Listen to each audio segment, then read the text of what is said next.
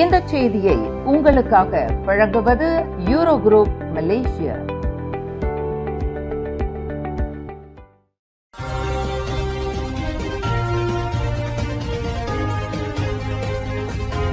மற்றவர்களை அவமதிப்பதற்கு இனப்பெருமையை பயன்படுத்த வேண்டாம். பிரதமர் வலியுறுத்து. ஓர் இனத்தின் முக்கியத்துவத்தை மறுக்க முடியாது என்ற போதிலும் மற்றவர்களை குறைத்து மதிப்பிடுவதற்கும் அல்லது அவமதிப்பதற்கும் இனப்பெருமையை பயன்படுத்தக்கூடாது என்று பிரதமர் டத்தோஸ்ரீ அன்வார் இப்ராஹிம் கேட்டுக் கொண்டார். மற்றவர்களை அவமதிப்பதற்கு தாங்கள் சார்ந்த இனப்பெருமையை ஒரு கருவியாக பயன்படுத்தும் கலாச்சாரத்தை மலேசியர்கள் முற்றாக நிராகரிக்க வேண்டும் என்று பிரதமர் வலியுறுத்தினார். மலேசியா ஒரு பன்முகத்தன்மை கொண்ட நாடு. பல்வேறு தனித்துவமான சிறப்புகளை கொண்ட மலேசியா நாளை ஆகஸ்ட் 31 ஞாயிற்றுக்கிழமை தனது 68வது சுதந்திர தினத்தை கொண்டாட தயாராகி வருகிறது. இந்நிலையில் இனப்பெருமை என்பது மறுக்க முடியாத அம்சம் என்றாலும் மற்றவர்களை அவமதிப்பதற்கு அந்த மகத்துவத்தை பயன்படுத்தக்கூடாது என்று டத்தோஸ்ரீ அன்வார் வலியுறுத்தினார். தாம் ஒரு மலாய்க்காரராக இருப்பதிலும் மலாய் மொழியில் பேசுவதிலும் மலாய் கலாச்சாரத்தை பின்பற்றுவதிலும் பெருமை கொள்வதாக டத்தோஸ்ரீ அன்வார் குறிப்பிட்டார். ஆனால் இத்தகைய பெருமைகள் மற்ற இனங்களை சிறுமைப்படுத்துவதாகவோ அழிப்பதாகவோ அவமதிப்பதாகவோ இருக்கக்கூடாது. அவ்வாறு பயன்படுத்துவது நியாயமற்ற செயலாகும் என்று டத்தோஸ்ரீ அன்வார் குறிப்பிட்டார். இன்று சனிக்கிழமை செர்டாங் விவசாய கண்காட்சி பூங்காவில் நாளை கொண்டாடப்படவிருக்கும் 68வது தேசிய தினத்தை முன்னிட்டு ஆற்றிய உரையின் போது பிரதமர் மேற்கண்டவாறு கூறினார். பழம் பெருமைகள் என்பது ஓர் இனத்திற்கே உரியது அல்ல. இந்தியர்கள் மற்றும் சபா சரவாக்கில் வசிக்கும் பூர்வக்குடி மக்களிடமும் இதுபோன்ற தனித்துவமான பெருமைகள் உண்டு என்று டத்தோஸ்ரீ அன்வார் சுட்டிக்காட்டினார். மலேசிய மக்களின் ஒற்றுமை குறித்து பேசிய டத்தோஸ்ரீ அன்வார், சுதந்திரத்திற்கு முன்பு இதுபோன்ற தேசியவாத உணர்வு இருந்ததில்லை என்றார். சுருங்கச் சொன்னால் வெவ்வேறு மாநிலங்களில் வசிக்கும் மலாய்க்காரர்களிடம் கூட இந்த உணர்வு இருந்ததில்லை. இருப்பினும் தேசிய உணர்வுதான் நாம் அனைவரையும் ஒன்றிணைக்கிறது. மலாய்க்காரர்கள், சீனர்கள், இந்தியர்கள், இபானியர்கள், கடசான், மூருட், பிடாயு ஆகியோரை வேறுபாடின்றி ஒற்றுமை என்ற ஒரு குடையின் கீழ் இணைக்கிறது. இந்த ஒற்றுமையும் ஒருமைப்பாடும் தொடர்ந்து தலைத்தோங்க வேண்டும் என்று பிரதமர் தமதுரையில் வலியுறுத்தினார். ஜொஹோர் சிகாமாட்டில் தொடர்ச்சியாக நிகழ்ந்து வரும் மிதமான நிலநடுக்கத்தினால் அப்பகுதி மக்கள் பதற்றம் அடையாமல் அமைதி காக்க வேண்டும் என்று துணை பிரதமர் டத்தோஸ்ரீ அமட் ஜயிட் ஹமிடி இன்று கேட்டுக் கொண்டுள்ளார். சிகாமாட் மக்கள் பதற்றமாகவோ பீதியோ கொள்ளாமல் சற்று எச்சரிக்கையாக இருக்குமாறு துணை பிரதமர் வலியுறுத்தினார்.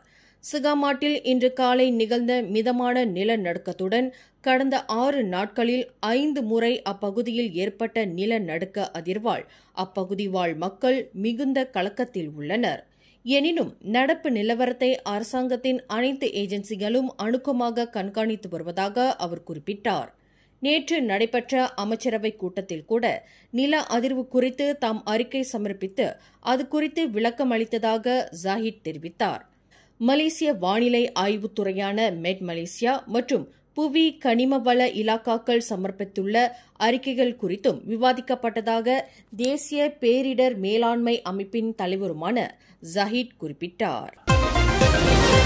நாடாளுமன்றத்தில் விவாதத்திலிருந்து ஒத்திவைக்கப்பட்டுள்ள நகர்ப்புற புதுப்பித்தல் சட்ட மசோதாவில் ஜாசைகாவிற்கு தனிப்பட்ட நோக்கம் இருக்கிறது என்று கூறப்படுவதை அக்கட்சியின் பொதுச் செயலாளர் ஆந்தனி லாக் வன்மையாக மறுத்துள்ளார்.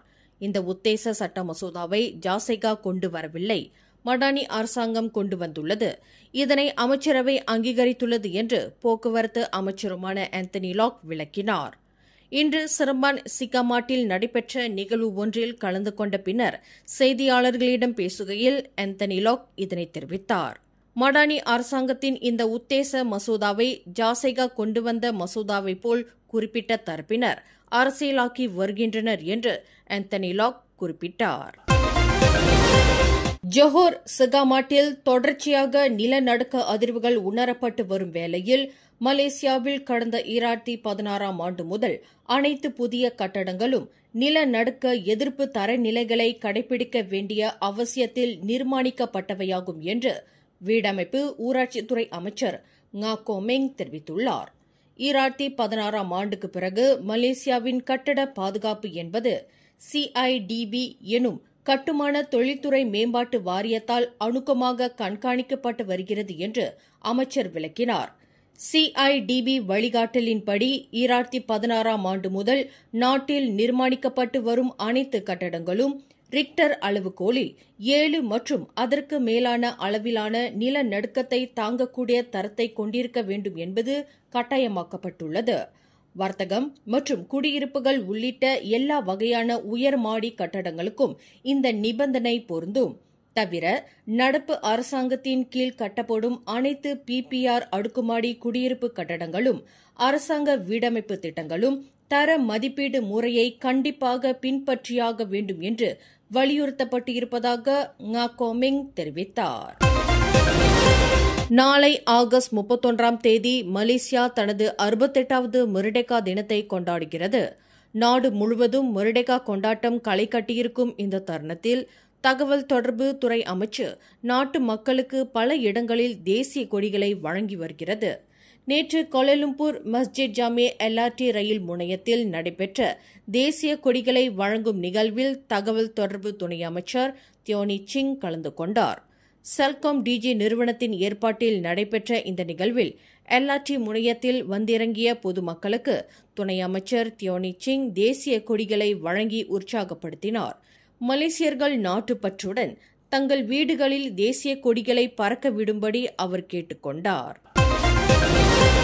குத்தகைகளை தனக்கு வேண்டியவர்களுக்கு வழங்குவதில் கடந்த 11 ஆண்டு காலமாக லஞ்சமும் ஆடம்பர சொத்துகளையும் பெற்று வந்ததாக நம்பப்படும் கோலாலம்பூர் மாநகர் மன்றத்தின் ஒரு இயக்குநர் உட்பட 3 எதிரான தடுப்பு காவலை மலேசிய ஊழல் தடுப்பு ஆணையமான SPRM நாளை ஞாயிற்றுக்கிழமை வரை நீட்டித்துள்ளது.